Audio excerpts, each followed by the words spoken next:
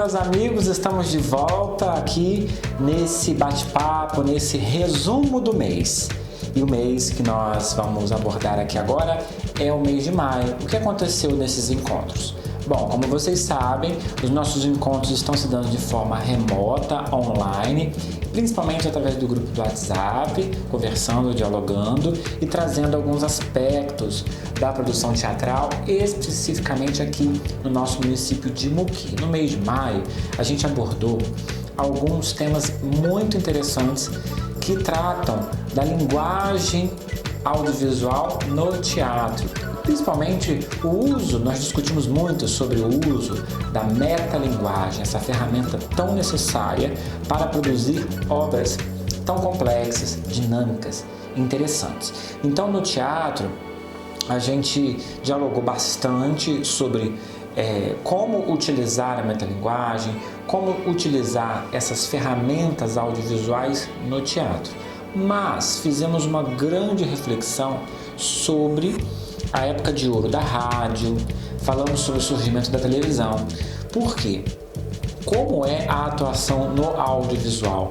Tratamos de alguns conceitos, algumas técnicas que são utilizadas na televisão, no cinema. Falamos também sobre aquele conceito do blasé, né? A atuação blasé, ou também um pouco,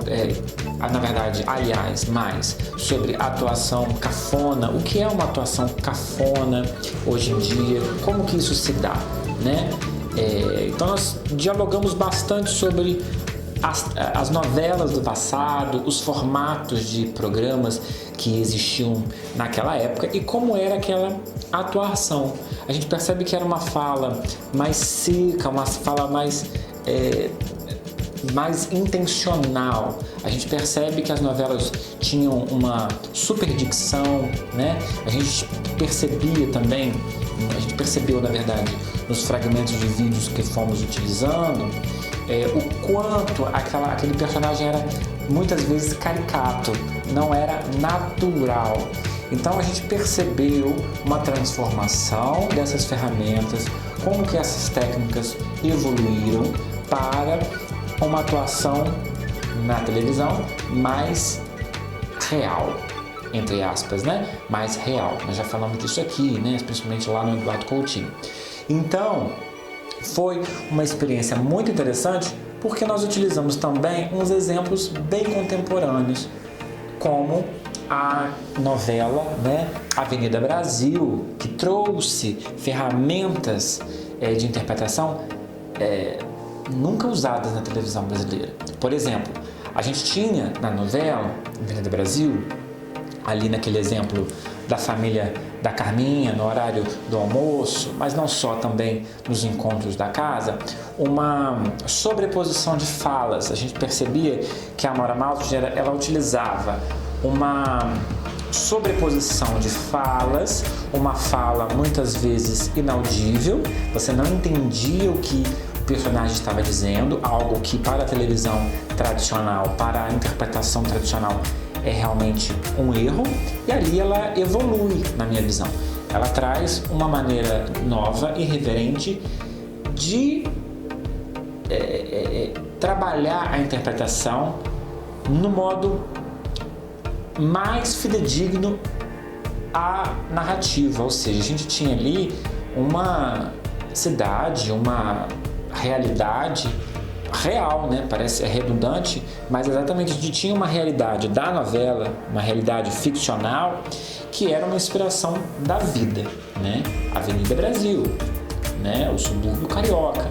Então era preciso que a interpretação dos atores fosse exatamente igual, né? Porque a gente percebia que parecia que era um dos nossos amigos, um dos nossos familiares falando, para quem mora no Rio de Janeiro, aquela cena, aquela vida toda acontecendo no subúrbio carioca, algo muito particular, e a gente percebe que ali ela quebra aquela quarta parede que a gente aprendeu lá na aula, no teatro, né? A novela, ela interage com o personagem, ela interage com o público. Acaba que foi uma grande revolução, um grande sucesso na televisão brasileira. Por quê? Porque a gente percebeu ali que a novela, que a atuação no audiovisual estava sofrendo uma grande mudança. Mas por quê? Então, a Avenida Brasil, a novela, foi um grande paradigma na transformação e na evolução da interpretação da dramaturgia brasileira. A gente via uma ansiedade, a gente sofria. Então, a gente percebe que essa evolução concatenada com a realidade, ou seja, com o mundo real, né, com os fãs, com as pessoas que amam a novela, influencia a interpretação do ator. Por quê? Se a gente trazer as técnicas, né, do Stanislavski, a gente pode perceber que a novela, como é uma obra aberta, a gente não sabe qual vai ser o final da novela, porque ela sofre as influências externas.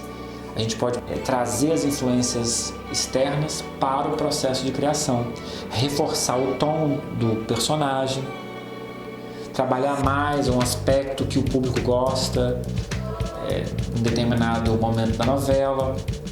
Então, é uma obra aberta que sofre a influência do público e por isso o ator precisa estar atento, preparado, concatenado na emoção desse público e trazer todos esses objetos, todas essas ferramentas para o seu processo de criação. Então a gente estudou muito sobre novela, né? Principalmente aqui pra gente, Muki, novela é o nosso carro-chefe. Muitas pessoas, todo mundo ama novela, então a gente vivencia essa realidade, a gente vive, né, numa novela das 6 aqui nesse sítio histórico e trabalhamos essas ferramentas durante esse mês de maio. Então, fique com a gente, nos acompanhe, vamos estudar, vamos trabalhar.